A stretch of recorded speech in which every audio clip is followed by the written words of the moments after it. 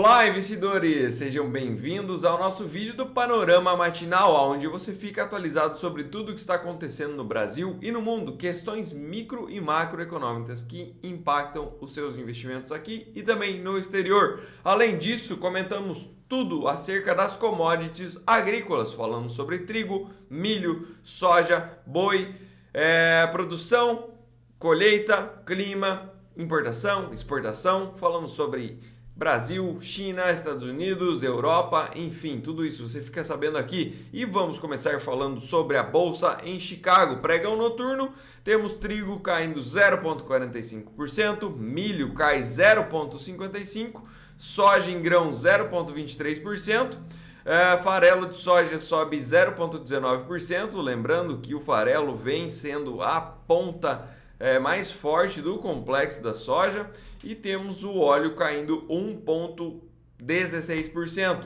Para as commodities não agrícolas, hoje nós temos uma queda no minério de ferro, que cai 0,48%, e um petróleo também em queda de 1,73%. Pessoal, falando agora sobre as inspeções lá nos Estados Unidos, a gente teve um aumento no programa da soja contra a semana anterior. Semana anterior a gente teve 2,5 milhões de toneladas sendo negociadas, 2,05 milhões de toneladas, e essa semana a gente teve 2,085 milhões de toneladas, ou seja, um acréscimo de 0,25 milhões de toneladas aí na conta da soja. E para o milho o programa ficou um pouco menor. A gente teve na semana passada 540 mil toneladas e para essa semana 535 mil toneladas sendo exportadas lá nos Estados Unidos. Dando uma olhadinha na parte do progresso da lavoura lá nos Estados Unidos, a colheita do milho vai chegando à sua reta final. Essa semana a leitura foi de uma colheita já em 81% contra 85% do ano passado e uma média de 77% dos últimos 5 anos. Da semana passada para essa tivemos um aumento aí de 10% no progresso da colheita do milho. Para a soja, que também está na reta final, temos uma leitura de 91% já das áreas colhidas, contra 93% do ano passado e a média dos últimos 5 anos em 86%. Subiu da semana passada para essa a colheita em 6%, praticamente acabando. Lembrando que Estados Unidos vai ganhando mais tração a partir agora do final do ano. O Brasil chega aí até dezembro com o seu processo de exportação. Janeiro, fevereiro já deve ser tomado aí pelos Estados Unidos, que deve dar mais vazão ao seu programa de exportação. Para a parte do clima, pessoal, clima basicamente não mudou nada de ontem para hoje, mas a gente tem aí, segundo o modelo americano, com perspectiva para os próximos 5 dias, isso aqui são chuvas acumuladas, perspectiva para 5 dias, tá? Mato Grosso deve chover no norte e oeste, mas no sul não tem tantas chuvas. Chuvas continuam com volumes pequenos lá para a região do centro-oeste. Inclusive Minas Gerais não chove nada pelo modelo americano. E aqui para o sul continuamos com perspectivas de poucas chuvas na casa de 5 milímetros apenas. O que é bom aqui para nós após tantos dias de chuvas, né? Um dia aí com uma alta intensidade luminosa é excelente para a planta, então vamos torcer para que o clima realmente fique mais estável aqui no sul. Segundo o modelo europeu, ele também traz poucas chuvas lá para o Mato Grosso, que deve ser, algumas regiões até pegam 30 milímetros, mas a grande parte fica aí com um acumulado de 5 milímetros para 5 dias. Também concorda com o modelo americano que não devemos ver chuvas lá para Minas Gerais. E aqui para o sul, ele já traz um pouco mais de volume de chuvas para o Rio Grande do Sul, chegando aí a alguns pontos a 60 a 80 milímetros. Mas no geral, chuvas mais calmas aí para os próximos 5 dias, não deve chover muito onde chove, né? Parte de calor, pessoal, a gente tem aqui o mapa trazendo mais calor para as regiões do centro-oeste, regiões que já não chovem muito, agora com calor mais excessivo também piora, né? Então, algumas regiões que já falavam de replantio, isso aqui acaba sendo um rumor mais forte ainda. Então a gente tem que acompanhar essa questão climática lá no Centro-Oeste, né, que pode atrasar muito o plantio da soja e, consequentemente, o plantio do milho safrinha. Pessoal, dando uma olhadinha nos gráficos, ontem a gente teve uma queda no petróleo de 0,12%, hoje, como eu comentei, vem caindo mais forte, quase atingindo ali aquele alvo que a gente havia traçado, né, na região dos $79. Caso ele venha perder também essa região, pode sim voltar lá para as mínimas desse canal, né? Buscando lá os $70 por barril. Para o óleo de palma, ontem a gente teve um movimento de 0,4% de queda. Hoje essa queda também vem aumentando, né? 0,91%. Lembrando que lá já fechou, então essa queda de 0,91% está consumada. Para o óleo de soja, a gente teve ontem, subiu bem, subiu 2,92%. E hoje vem entregando metade já desse movimento de alta, caindo 1,18%. Para a soja em grão, a gente teve uma alta bem interessante, subiu 0,91% para a soja em grão, vem fazendo movimentos altistas em busca aí daqueles 14,32. Pessoal, muita atenção nessa região. Aqui é uma região interessante para fazer seguro de preço em soja, tá? Então, próximo dessa região, os 14,32, entre em contato aí com o seu assessor, saiba mais como fazer este seguro e proteger o seu preço, a sua margem lá na frente. Para a soja em farelo, que é a ponta forte da soja hoje, a gente tem, ontem a gente teve uma queda de 1,04% e hoje uma alta de 0,23%. O movimento altista aqui é bem bonito. Caso venha romper a máxima da semana passada, o caminho fica bem interessante aqui para cima, podendo buscar aí os $470 por tonelada curta. Para o milho, pessoal, o milho ele chegou a fazer um fundo aqui na semana retrasada e semana passada ele testou e acabou perdendo.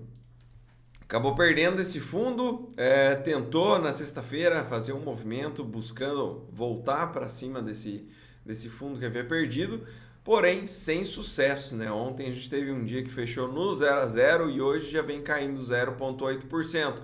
Milho que perdendo esse fundo aqui coloca mais peso naquela leitura de que ele viria buscar a mínima do ano ali em $4,60 por bushel.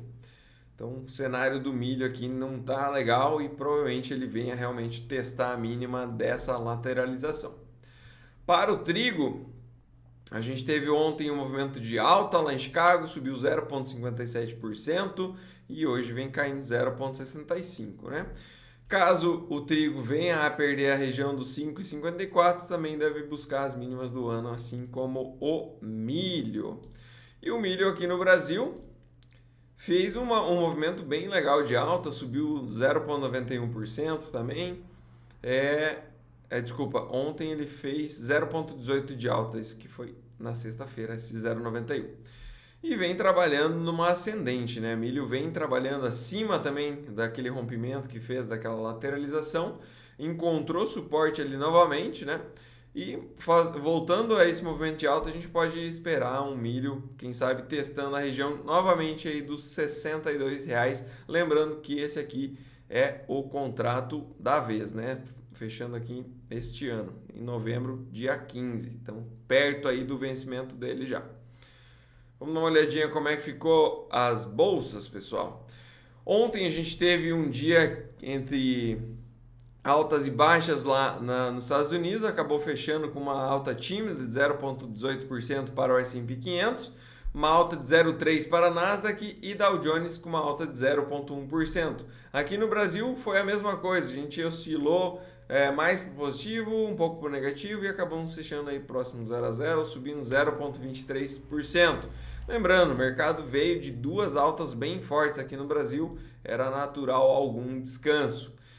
Ásia e Pacífico, durante a madrugada tivemos dados da balança comercial da China e ele veio pior que a expectativa. E isso trouxe um azedume lá para os mercados da Ásia. Hoje a gente vê Xangai caindo 0,04%, Hang Seng, que seria a bolsa de Hong Kong, caindo 1,66%, Japão cai 1,37%. Coreia do Sul, que ontem eu comentei com vocês, fez um movimento atípico, subiu quase 6%. Falei que não era comum lá para a Coreia do Sul, mas depois eu acabei descobrindo o motivo. Basicamente, eles não podem mais vender a descoberto, ou seja, os investidores lá não podem mais apostar na queda dos ativos. Então, por exemplo, se eu acho que, por exemplo, hoje estou vendo o petróleo cair quase 2%, eu acho que a Petrobras vai cair. Se eu tenho convicção nisso, eu posso entrar vendendo a descoberto e caso o preço caia, eu ganhe com essa diminuição do valor da ação. Hoje, lá na Coreia, eles não podem mais fazer isso, então você só podia comprar. Uma vez que você só pode comprar, as ações acabaram subindo lá, o mercado subiu como um todo, e hoje a gente vê uma queda de 2,33%. Por quê? Provavelmente realização de quem fez compras ontem. Uma vez que eu não posso mais operar vendido a descoberto, eu compro e realizo o lucro, ou seja, acabo empurrando para baixo de volta. Claro, quem vendeu antes vendeu melhor e botou mais dinheiro no bolso, né? Mas de qualquer forma, uma queda de 2,33% para a Coreia do Sul e uma queda de 0,29% para a Austrália. Parte de Europa hoje, pessoal, temos o Eurostock 50, que reúne as 50 maiores ações em termos de negociação lá na Europa, caindo 0,35%.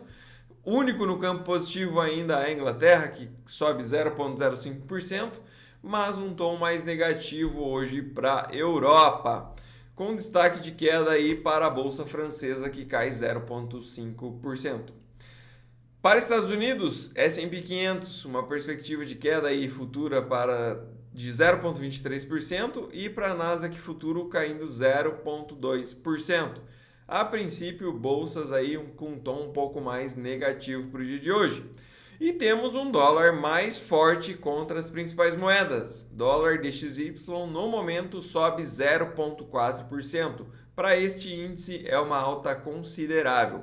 E temos também um dólar mais forte contra moedas de países emergentes.